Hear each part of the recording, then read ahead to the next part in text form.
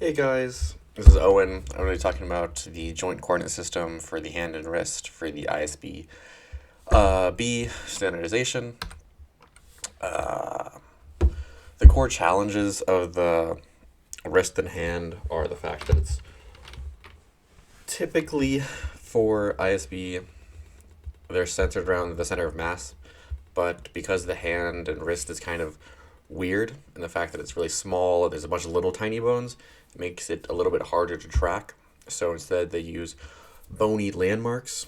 So for the long bones, obviously they just use the center of the axial center because that's a lot easier to track. But for the carpal bones, they're kind of estimated volumetrically using those bony landmarks. Defining the standard axis for the right arm specifically, the y-axis is directed proximally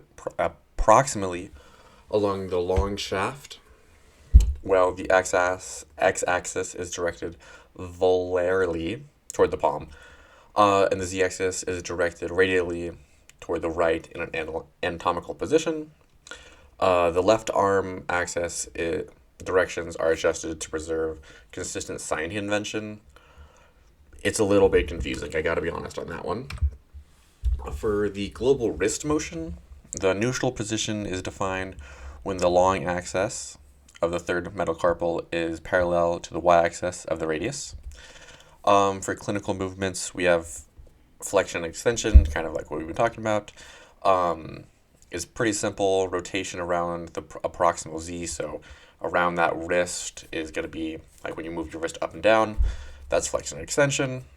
That's going to be around the Z-axis. The floating axis, E2, is perpendicular to both the proximal and distal segment axes and allows for anatomically meaningful radial and ulnar deviation.